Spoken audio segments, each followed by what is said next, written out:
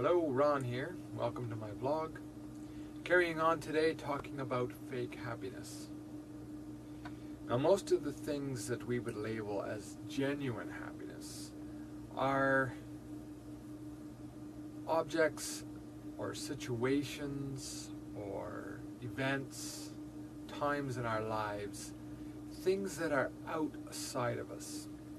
Almost every El Primo, genuine, real McCoy type of happiness that gets popularized in media, television, literature, requires certain circumstances or events to happen to us, or around us, or with us.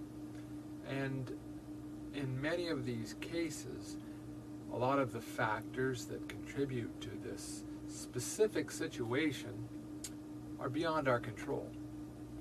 A lot of them require a great commitment of time, effort, money, and can leave long dry spells in between being able to arrange these specific happiness events. They can cause us to have failures. That is, we could spend a lot of time, money, effort, get our heart set on something, and we're always running the risk of disappointment and sadness as the flip side of these happiness events. Now, don't get me wrong, a lot of these events would genuinely cause you a great deal of joy, satisfaction, accomplishment. And these can be great milestones in our lives. They can definitely stand out as times when we won, when we accomplished, when we were showered with joy, love, recognition. A few of these events would be new romance. You don't have a lot of control over another person that you're interested in falling in love with, and it's pretty hard to go ahead and have a new romance on your own. Not that it hasn't been done. Childbirth, another great milestone, joy-causing event in most people's lives. But my point is, it usually in the traditional method requires a lot of sacrifice, another person, and a lot of commitment of time and money and effort that's going to go into this entire joyful experience of having this child. Once you have the child, first day of school, graduation from grades, graduations from different levels of schooling, you're going to maintain that it's a fairly roller coaster, inconsistent path to genuine happiness. Now, I certainly do not want to discount people going for things in life that will make them happy and reaching for these big milestone events and recognizing and enjoying and feeling satisfaction from accomplishing these kind of things in your life.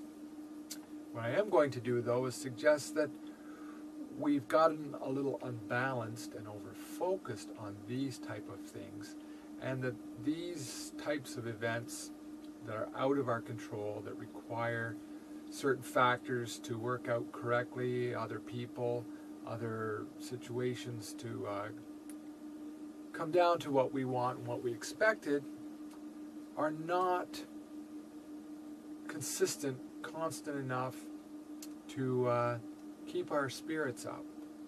I'm also going to suggest in my own experience that a good foundation of solid happiness will lubricate, will facilitate, will smooth the path to all these other wondrous occasions in our lives and make them happen so much more easily, smoothly, and predictably than if we are stressed out and miserable most of the time and banking on these big events to provide the counterbalance to our overall life's happiness level. How did we get into thinking of happiness as these unique situations, rather than a constant day-to-day state of mind. Well, you were very carefully trained that way. So I'm going to explain something else here in the first person, since I don't need to assume that your life has paralleled mine too closely. How did I come to look at happiness in this particular way, to be conditioned to need certain situations, factors, people, things outside of myself to be a certain way, set up in a certain circumstance before I would be happy? Well, it started with my parents, I suppose. They made it very clear to me that I had to act a certain way, be a certain person, do certain things, and refrain from doing other things, or they would make my life very miserable. That the path to me being happy and doing what I wanted was to do what they wanted. Teachers have continued on in that line of reasoning. Once I got to school, they made it clear that my conduct had to be just so.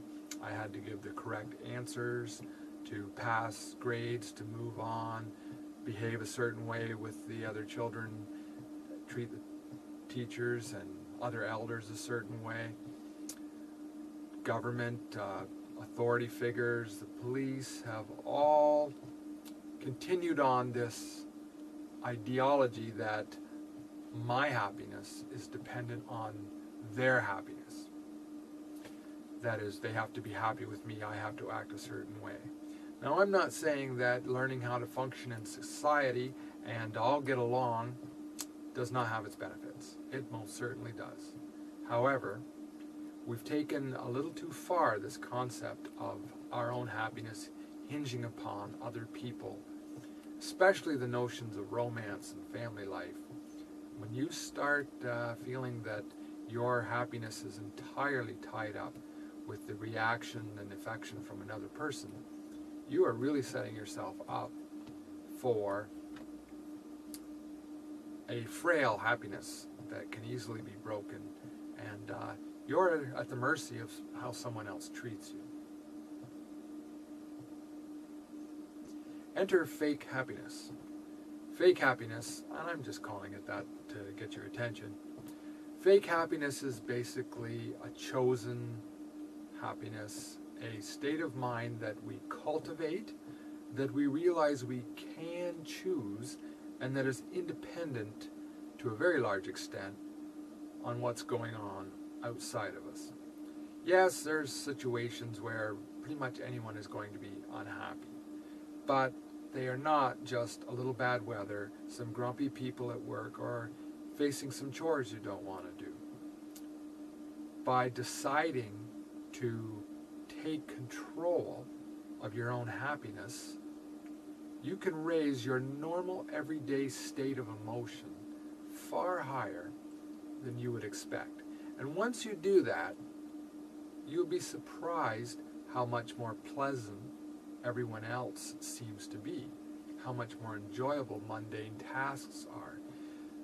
You will find that the kinds of situations we've been taught to need from outside sources, reactionary situations, happen a lot more.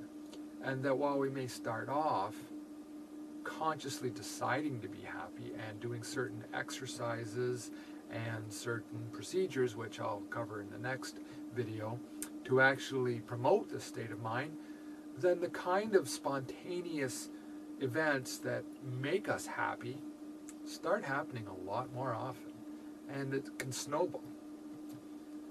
So read what I've written under this, a bit of a rant and some restatement, and we will come back and visit and discuss just what kinds of things science is pointing out, psychology is learning, neuroscientists and physicists and physicians are discovering about the human being and the relationship with our thoughts and our body, that will encourage you, hopefully, to take your happiness into your own hands and not feel like you're a victim of your circumstances.